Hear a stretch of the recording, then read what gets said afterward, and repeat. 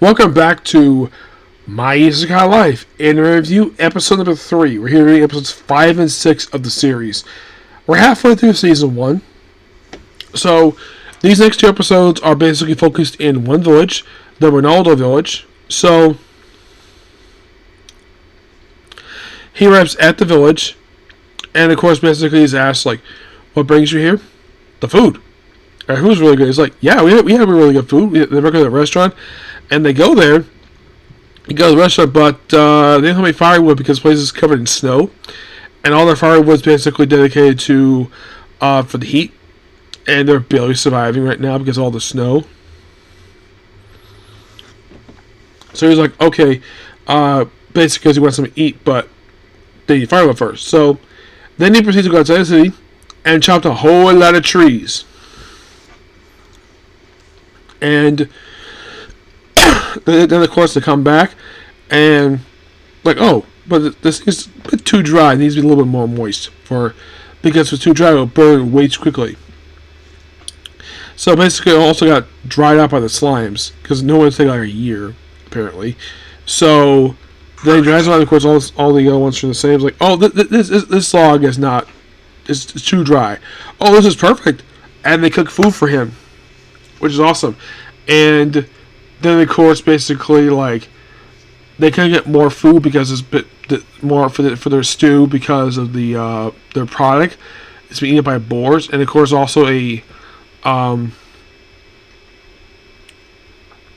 of course, they couldn't get Leonard gets the stew, but Bro gets the stew, and then of course, basically, eventually earn basically a job, and all the jobs were looking for firewood because the place is freezing cold and need firewood, so.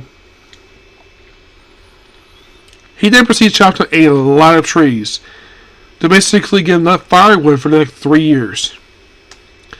And then, of course, he gets paid for it, obviously. Gets paid a good amount of money for this one. Like, there's lots of logs. Not just for the warmth. This is for, like, also outside. They have plenty of firewood. So that's all this firewood. Basically, they don't need to chop any more wood. So then, of course, he goes out hunting for grizzlies, which when they find the grizzly, it looks like a triceratops. Yeah, literally, it looks like a triceratops. And literally that, plus only about 50 of these damn things. And then they stumble across basically a magical orb, which apparently this is the thing causing possibly it's causing all the monsters coming here and all the snow. So they trace the trail back to the village, which he met people last episode, and was told when he visited the village, all the village is abandoned, and no one's living there. And, well, that's when he finds out. He also takes someone in the stones, and then he blows away a big chunk of the forest, this big explosion, and he has Dory, but Dory is fine, because basically the thing was surviving with the ecosystem. So I think there was a door, which leads to a dungeon. He, of course, has the slimes that power up down there. And it turns out all of this is caused by the blue moon of salvation. So, and it leads into that particular village. It turns out the abandoned village is controlled by them. And then the slime proceed to eat up all their text and all documents and steal all the treasure. Though later on when he attempts to read the stuff, all text disappears except for one scroll. Apparently there was a spell placed on it that caused us to disappear. I'm like, wow. So now he's a bunch of empty books. Yep.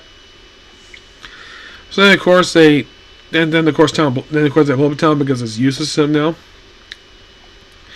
But lucky enough he contains the things to about several spells, and he only wastes a lot of MP. Like about negative like almost 60,000 MP, which would probably kill somebody. Leave them to cover no problem. And then, of course, basically, he's praised as a hero, obviously. He's not paid for that, but he's paid for the logs. And, of course, he tries the stew, and, of course, he passes because the stew is so good. And at the finish up there, they decide to just probably head to their town. And then the episode 6 ends with this castle. Well, cuts to this castle where a lot of people living in it are basically slaughtered, One by a beautiful woman, the other by look like a guy who's a ninja, and they both look at the same, look like the same names on the same exact scroll that Yuji was looking at in the same episode. Probably some next 2 episodes. Great 2 episodes. I like the fact these episodes are kind of their own story in a way. Like the first episode is a standalone episode. And you have 2 through 4. It's like a quick 3-parter. That story arc. How you feeling there? Better. You taking more than cough drop to help? I took Robitussin last night. You should be taking that and cold medicine every 4 hours. I don't have more cold medicine up here, Dad. You can take it off my bathroom sink. I have lots in there. That's what I told you before, okay? Okay. Take each one every 4 hours, okay? Okay. Along with the cough drops, it don't hurt. Okay, Dad. Anyways.